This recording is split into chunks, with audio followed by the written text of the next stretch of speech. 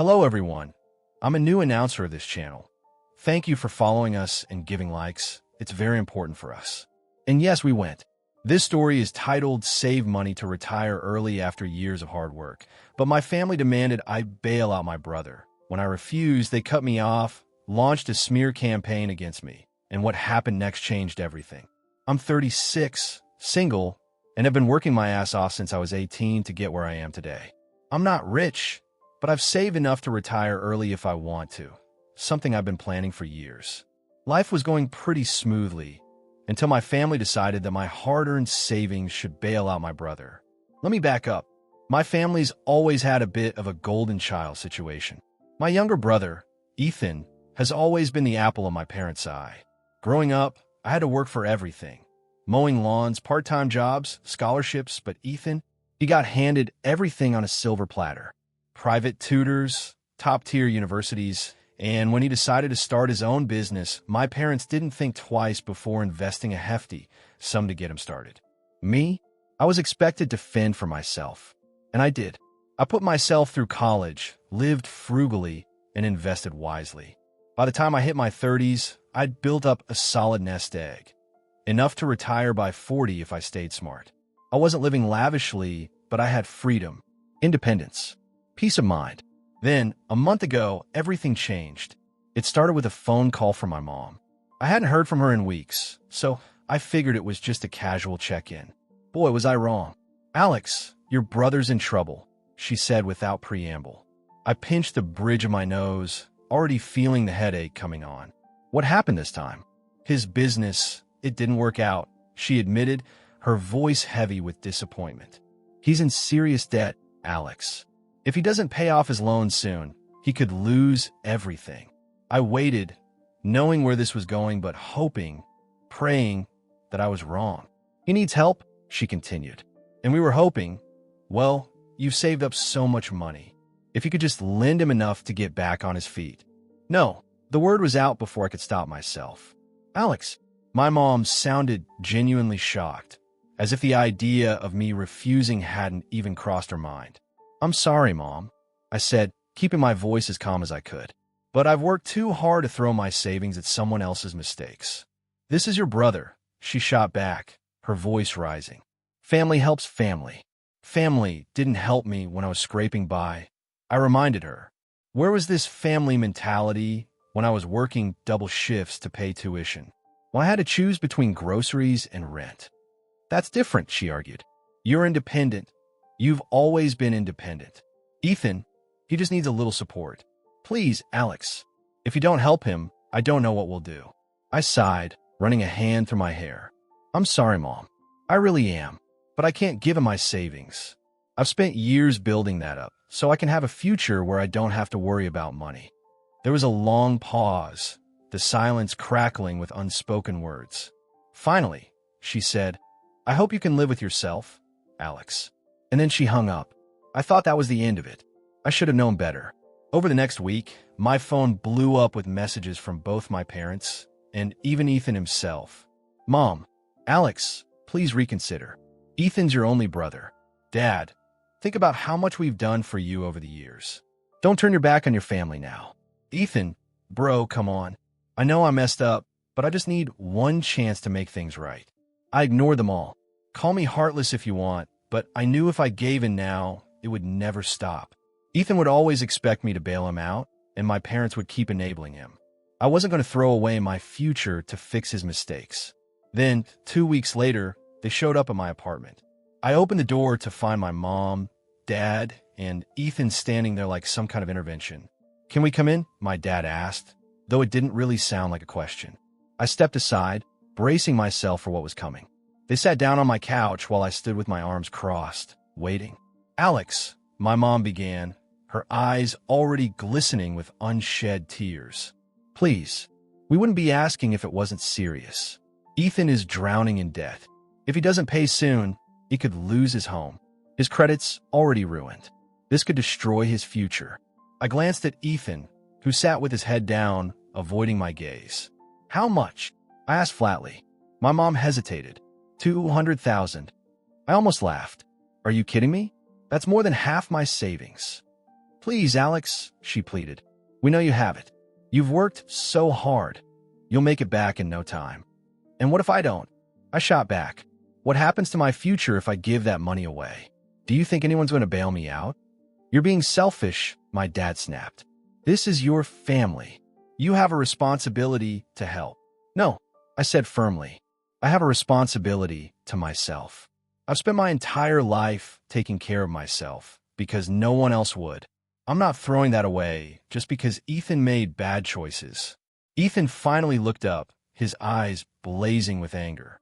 You're seriously going to let me lose everything? After all the money Mom and Dad gave you for college? Stop right there. I cut him off. They didn't give me a dime. Every cent of my education, every bill, every meal, I paid for it myself. And while you were chasing business ventures with their money, I was saving every penny I could so I wouldn't have to depend on anyone else. So don't you dare act like I owe you anything.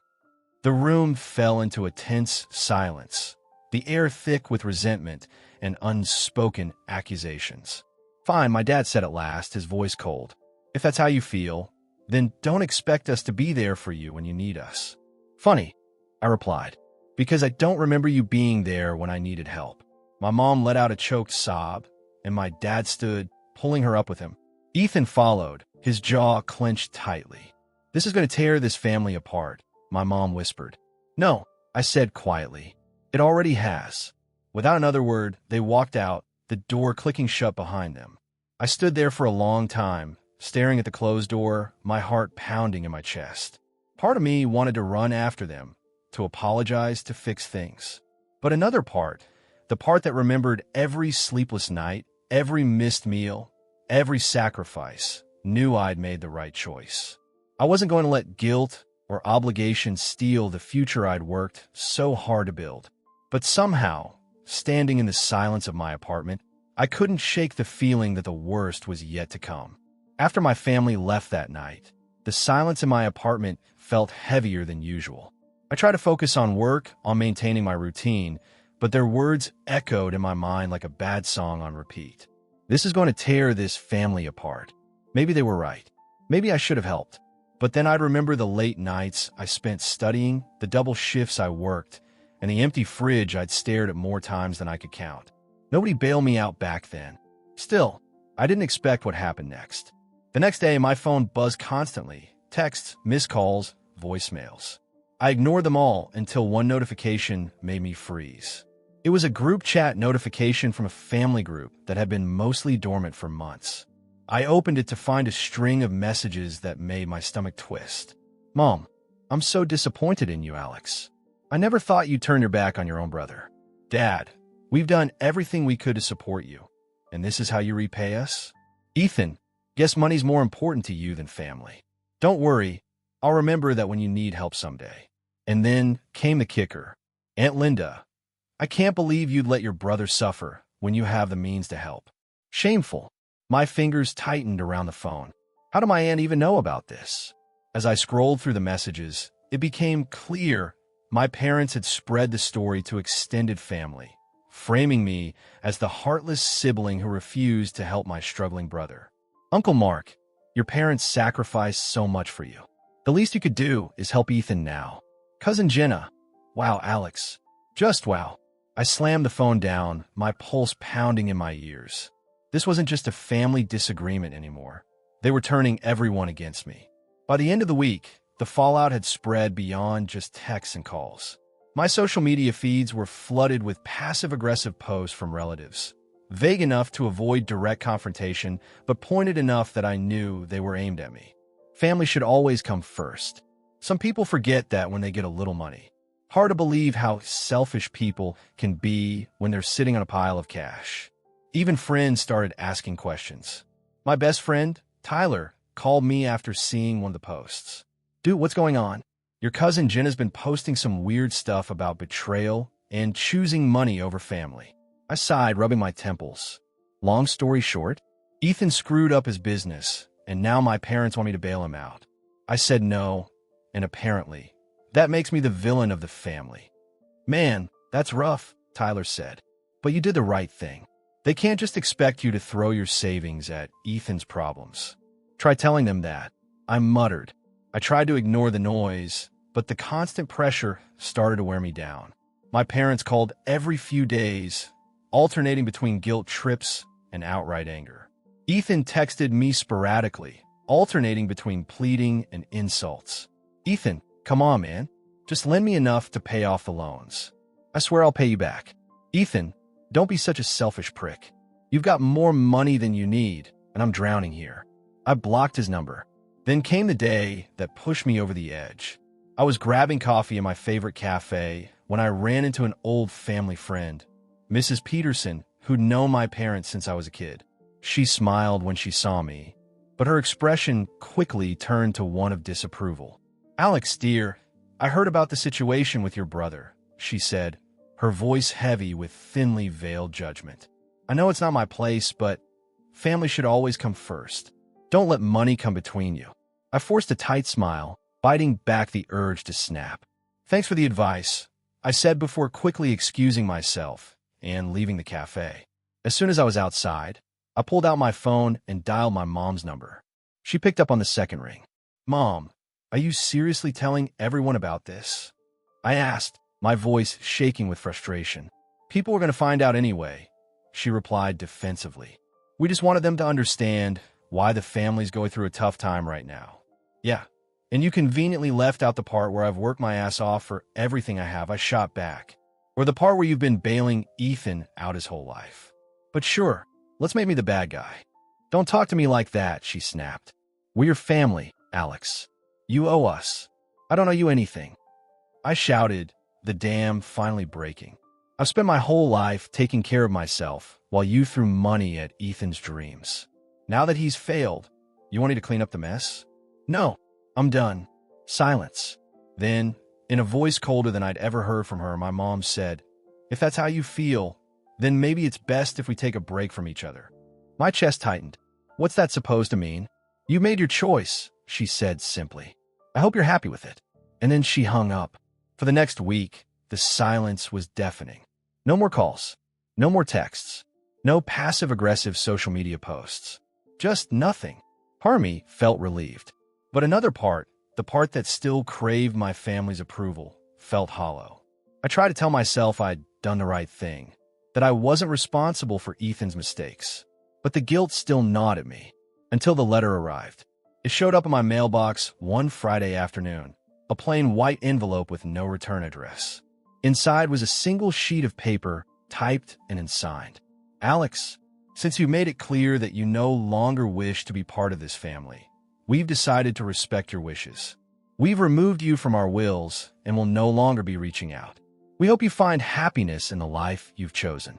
I stared at the letter, my hands trembling. I'd expected anger, guilt trips, even more public shaming. But this was something else. They cut me off. Completely. I don't remember much of the rest of that day. I wandered around my apartment in a daze, the letter clutched in my hand like proof that this wasn't some bad dream.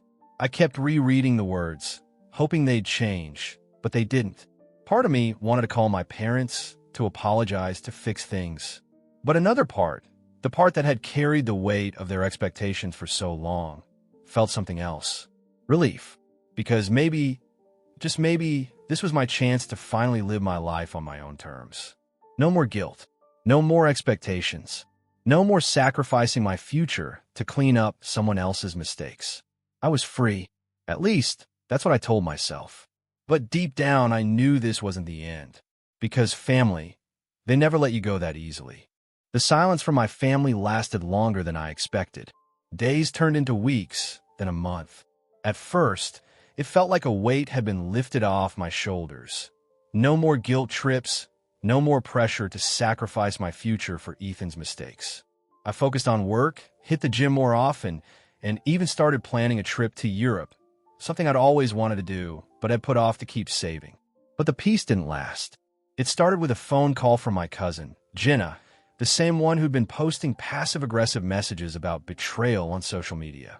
I almost didn't answer, but curiosity got the better of me. Hey, Alex. Look, I know things have been rough with your parents, but I thought you should know what's going on. My stomach tightened. What is it now? Well, Ethan's been telling people that you abandoned the family when they needed you most. He's really playing the victim card. And your parents, they're backing him up. I overheard them telling Aunt Linda that you've cut ties with them because you don't care about anyone but yourself. I clenched my jaw, trying to keep my anger in check. Of course they are. Yeah, but that's not all, Jenna said, her voice hesitant. Ethan's been talking about taking legal action to get money from you. I nearly dropped the phone. What? Yeah, I know it sounds crazy, but he's desperate. Apparently, he's been asking around to see if there's any way he can claim some of your savings. Like, since your parents supported him and not you, he thinks he deserves compensation or something.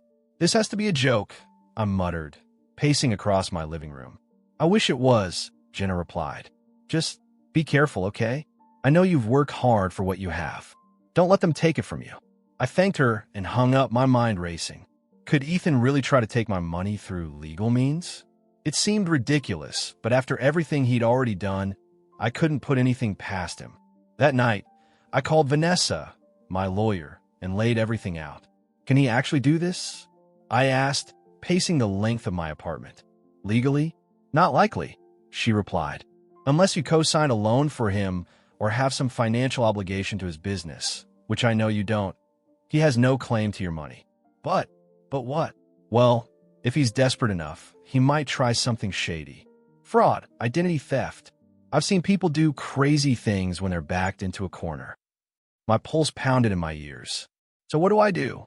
First, lock down your finances. Change your banking passwords, enable two-factor authentication, and keep an eye on your credit reports. If Ethan tries anything, we need to catch it early. Got it, I said, already mentally running through my financial accounts. And Alex, if they contact you again, document everything. Texts, emails, voicemails, keep a record. If this escalates, you'll need proof to protect yourself. Over the next few days, I followed Vanessa's advice to the letter. I updated every password, enabled every security feature I could find, and froze my credit just to be safe. I even called my bank to put extra verification measures in place. But the tension never left me. Every time my phone buzzed, my pulse jumped. Every unexpected knock at the door made my heart race. I knew it was only a matter of time before Ethan or my parents tried something else. I didn't have to wait long. A week later, I came home from work to find an envelope taped to my apartment door. No return address, no postage, just my name scrawled across the front. My hand shook as I tore it open, half expecting another guilt-ridden letter from my parents. But what I found was worse. Inside was a printed document, a demand letter from a lawyer representing Ethan. The message was clear: pay $200,000 to help settle Ethan's debts, or face legal action for emotional and financial damages. I stare at the paper, my vision blurring with rage. Emotional damages? Financial damages? What the hell was Ethan thinking? I called Vanessa immediately. Alex, this is absurd, she said after I read the letter to her. There's no legal basis for this. Ethan doesn't have a case. He's just trying to scare you into paying. But can he actually take me to court? Technically, anyone can file a lawsuit, Vanessa admitted. But it wouldn't get far. Still, if he's desperate enough to try this, we need to be ready. I'll draft a response denying his claims. And if he pushes forward, we'll fight it in court. Do it, I said through gritted teeth. I'm not giving him a single cent. I thought that would be the end of it. I thought Ethan would back down once he realized he had no legal ground to stand on. But I underestimated just how far he was willing to go. Because 2 days later, I woke up to find my inbox flooded with emails, some from clients, others from colleagues. All of them asking the same thing. Is it true you're being sued by your own family? My heart dropped. I opened my social media accounts and felt my stomach twist into knots. Ethan, or someone working with him, had posted about the lawsuit online, twisting the story to make me look like the villain. According to the posts, I'd abandoned my family and was now refusing to help my brother in his time of need. The comments were brutal, strangers calling me greedy, selfish, heartless. Some even threatened to boycott my business. I sat there in stunned silence, my hands trembling as I scrolled through the flood of hate. Then my phone rang. I glanced at the screen and swore under my breath. It was my boss. The call went about as badly as I expected. Alex, I don't know what's going on with your family, but this Publicity isn't good for the company, he said, his tone carefully neutral. I need you to get this under control, quickly. Understand, I said, swallowing the lump in my throat. I'm handling it. Good. Because if this escalates any further, I might have to reevaluate your position here. After the call, I sat on the edge of my bed, head in my hands. I'd worked so hard to build a life I could be proud of, financial independence, career success, stability, and now Ethan was tearing it all apart piece by piece. I picked up my phone and called Vanessa again. He's crossed the line, I said as soon as she answered. I want to take legal action, defamation, harassment, whatever it takes. I'm done playing defense. I was hoping you'd say that, Vanessa replied. Let's take him down. Over the next few days, Vanessa worked fast. She drafted a cease and desist letter ordering Ethan to stop spreading false information and retract his online posts. She also filed a defamation lawsuit, citing the damage to my reputation and career. I documented everything. Every email, every social media post, every conversation. Meanwhile, I reached out to my clients and colleagues directly, explaining the situation with as much professionalism as I could. Most understood. Some didn't. But I wasn't going to let Ethan destroy everything I'd built. Then just when I thought things couldn't get any worse, they did. I came home late one night to find my apartment door slightly ajar. My pulse spiked as I pushed it open and stepped inside cautiously. Nothing seemed out of place at first, until I noticed my desk drawers were open, papers scattered across the floor. My laptop was gone. Panic gripped my chest as I rushed to check my financial documents. Bank statements, investment records, everything had been rifled through. My heart pounded in my ears as I checked my phone, praying that none of my accounts had been compromised. So far, everything seemed intact, but I couldn't shake the feeling that this was just the beginning. I called the police, filed a report, and gave them Ethan's name as a potential suspect. I had no proof he'd broken in, but after everything he'd done, I couldn't ignore the possibility. The next morning, Vanessa added burglary and attempted identity theft to the growing list of charges against him. This wasn't just about money anymore. This was war, and I wasn't going to lose. I didn't sleep that night. Even after the police had come and gone, my heart wouldn't stop racing. The thought of Ethan, or someone he sent, rifling through my home, touching my things, looking through my finances, it was like a violation of everything I'd worked for. The next morning, I sat down with Vanessa in her office, the defamation lawsuit paperwork spread out between us. But after the break-in, I wanted more than just financial restitution. I want a restraining order, I said firmly. I don't care if we can't prove it was him who broke in. I need something to keep him away from me and my property. Vanessa nodded. Given the harassment and threats, I think we can make a strong case for that. I'll file the paperwork today. And as for the defamation lawsuit, we have enough evidence to proceed. With the online posts and the letter from his lawyer, we have a solid claim. What are the odds we'll win? I asked. Pretty high, she replied, especially if we can prove financial damage from the loss of clients and the threat to your job. I exhaled slowly, tension coiled tight in my chest. Good. Let's do it. I want this over. The next few weeks were a whirlwind of legal filings and court dates. Ethan tried to play the victim, claiming he was only acting out of desperation and that I'd abandoned him in his time of need. My parents showed up to support him, sitting behind him in the courtroom with stony expressions whenever I glanced their way. The restraining order was granted without much trouble. Ethan's harassment, combined with the break-in, was enough for the judge to side with me.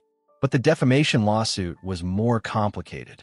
Ethan's lawyer tried to argue that his social media posts were protected as free speech, but Vanessa countered that spreading false information that damaged my career wasn't protected.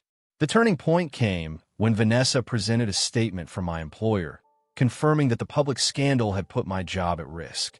Combined with the screenshots of Ethan's posts and the threatening letter from his lawyer, the evidence was overwhelming.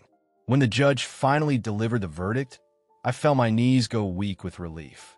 Ethan was found liable for defamation and harassment. He was ordered to pay damages not only for the harm to my reputation, but also for the legal fees I'd incurred. The restraining order was extended for 3 years, with clear consequences if he violated it. As the judge finished reading the verdict, I glanced at Ethan.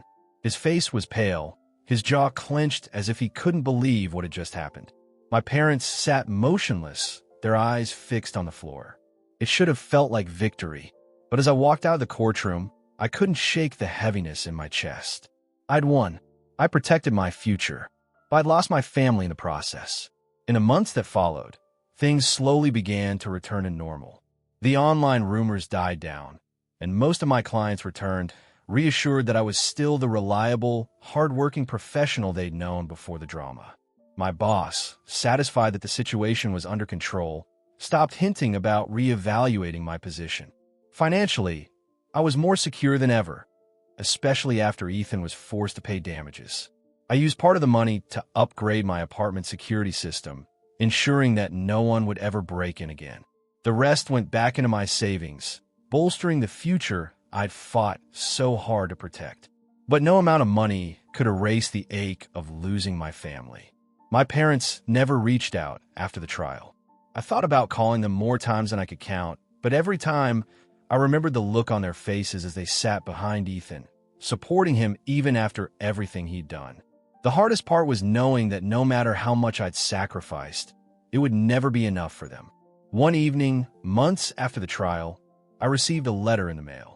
No return address, just my name scrawled in familiar handwriting. I hesitated for a long moment before opening it.